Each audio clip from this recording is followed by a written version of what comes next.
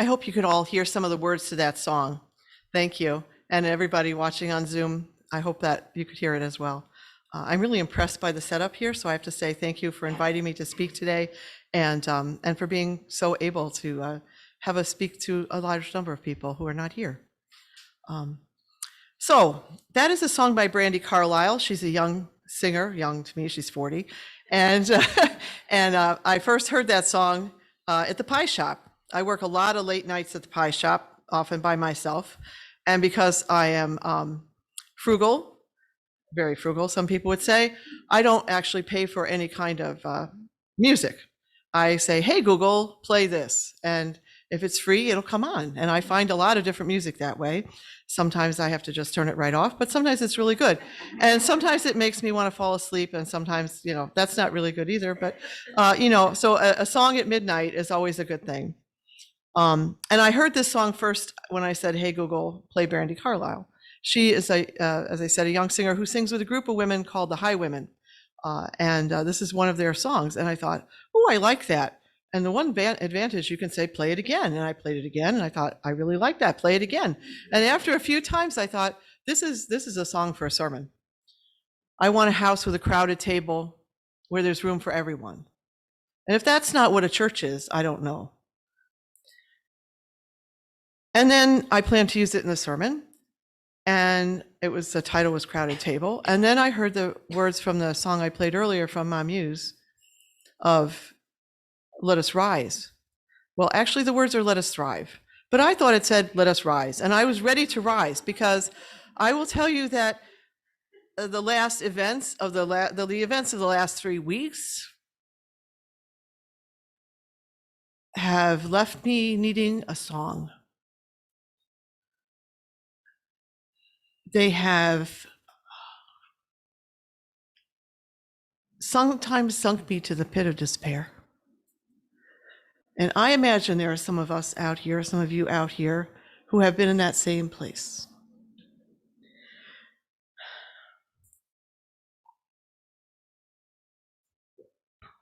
I'm old enough to remember the late 60s, not young enough to have experienced it, but old enough to remember it, and to have been here at times when Les O'Rear and other people in this congregation talked about it.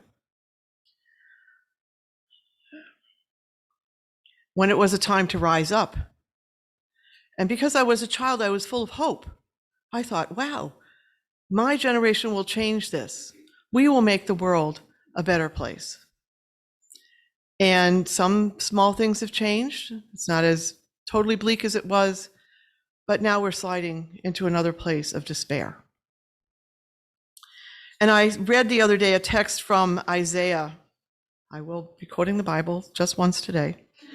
Isaiah chapter 1. Isaiah begins, the prophet begins with this, and he says in verse 15, when you spread out your hands in prayer, I hide my eyes from you. Speaking to people who are offering public prayers and concerns. Even when you offer many prayers, I am not listening. Your hands are full of blood. Learn to do right, seek justice, defend the oppressed, take up the cause of the fatherless, and plead the case of the widow. And there are lots of prayers and concerns going around out there. Every time there's a mass shooting, oh, we have prayers. When the shooting happened in Buffalo, it was really frightening because I could imagine that shooting happening. And I wanted to imagine it in Austin, the neighborhood right next to where we live. But there's no grocery store in Austin, so it couldn't happen there. So then we get to the deeper problem of why is there no grocery store in Austin? And then we get to the deeper problem of the west side of Chicago. And then I get despairing because I'm one person and I can't change it.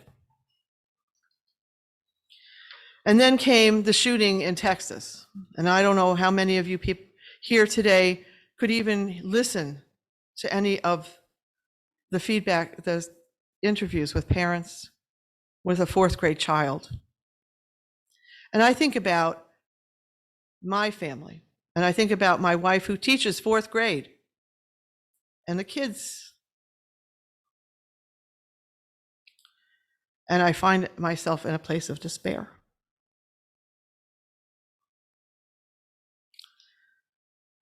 But then I come back to the song, and I say, one more time, one more step till every song is sung. One more time, get up. And when I hear Mom use, I think, let us rise. Let us rise again. So I want a house with a crowded table, and I always wanted that house. Since I was a little kid, I wanted people around that table for the ideas, the energy, the community. Sometimes we get that table, sometimes we don't. And it can be a metaphor for many places where we are together, even on Zoom, that we're sitting around and we have this ability to be in a crowded table. And I will say, I do take a little umbrage with the words, let us take the world back while we're young and able. And then I think of my mother-in-law, Corinne's mom, who used to say, I look in the mirror and I say, who is that old woman? I don't feel like that. And I do the same thing. I say, wait, I don't feel like that. And we don't have to feel like that. We can still take our young and abilities, whatever we have in us, and move us forward. Everyone's a little broken, and everyone is strong. We all belong. But how in the world will we ever get to the place where everyone belongs? I'm not sure about that. But I know in my heart that we need to move in that direction. And we can be the agents of change in that direction. So in my little pie shop on my little corner of Oak Park, we have begun that. If you've ever been to the shop, I like the corner because there's windows, it looks out. We're in a walking community, in a community that's on the upswing, it's rising. And lots of families come by. And during the entire pandemic, we never shut. I didn't know pie was that necessary. And we never ever shut. We sent our staff home, but we never shut. And most of my staff are people with and without disabilities, and I wanted their safety. So they stayed home and the rest of us worked. And we have a lot of older people in the neighborhood who would stop in occasionally for a slice of pie. And, you know, it's the kind of place, I call it slow pie, because when you walk in, you'll get a hello and you'll get, how are you today? And a little story maybe will come out.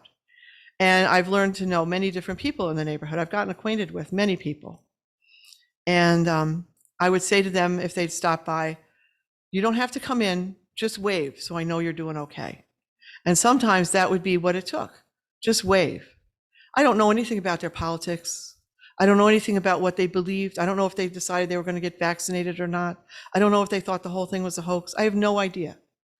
But we could look at each other and we could wave and we could have a common sense of humanity. And maybe later we would be able to sit down and have that conversation. But the waving, the whole notion that you can connect with someone is where it begins. And so much of what we have today tells us to not connect, tells us to disconnect. And even the mask feels a little disconnected. So I decided to conduct an experiment. Lots of people come in with babies. And you know, when you see a little baby and you're smiling and you're looking at them and they're smiling back at you, you think it's because you're smiling. And under my mask, you're not smiling. What are those babies seeing? What are they reacting to? It's your eyes. It's exactly right. So I just had my own little in-store experiment, and I would smile at all the babies and I would kind of laugh with my mask on. And 100% of the time they begin smiling. That disconnection wasn't there for them. They saw your eyes and they started smiling. They felt the attitude. They felt the energy, the spirit coming toward them, and they started smiling. So if we can do that, and we can do that more often, even with a mask on, we can connect, even if a baby understands it. The words of the song tell us, you can hold my hand when you need to let go. I can be your mountain when you're feeling valley low. I think that's what a community does. And to listen to somebody who's feeling low, to listen to the joys and concerns today, and we hold on to them. And even if we're virtually holding on to them, we do that. And that can cut across all kinds of lines, right?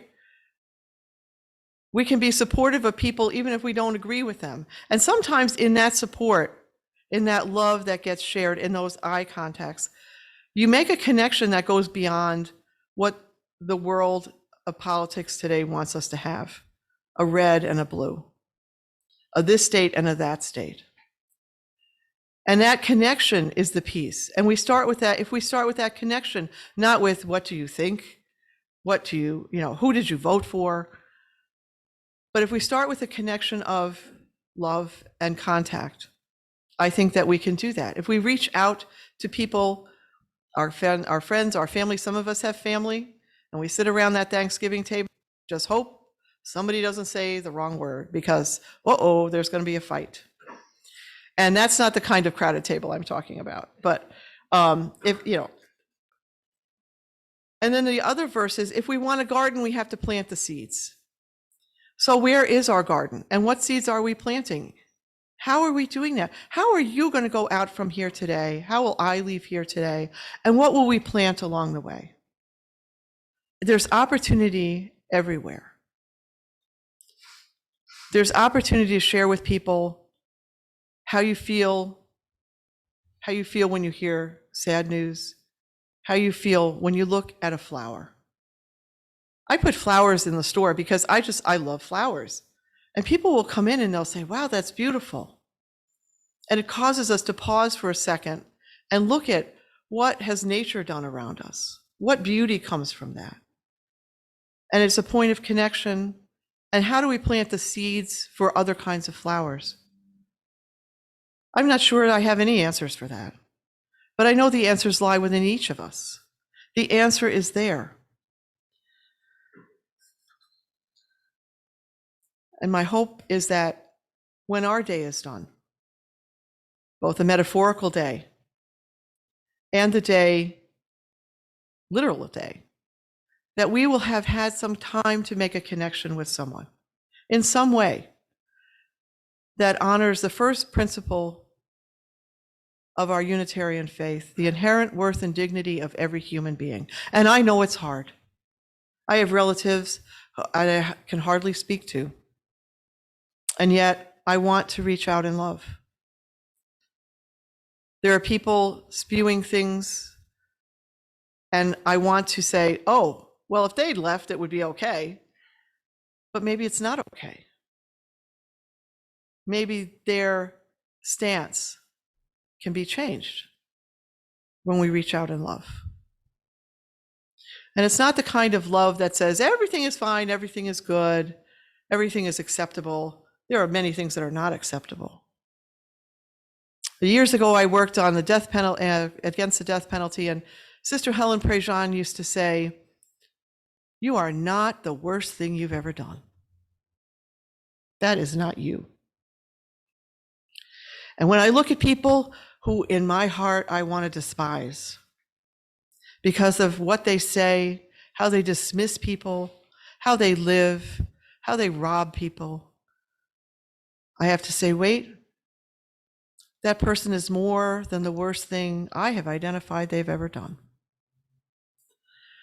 And I don't know that I would have the courage or the guts to speak to them in love, but I would hope I would. To reach out and invite them in. Say, there's room at this crowded table, and we feed each other here at this crowded table. We don't take the small fork and just stuff our own faces. We help. We look around and we say, how do we make those connections? So today I want to leave you with that thought of reaching out, making connections, reaching across, and not being disingenuous to yourself in doing that. Not stuffing away something of yourself in doing that, because we each have love in us, and that peace should rise up. If we can rise up with that love, I think we can create the world into a better place. Amen and blessed be.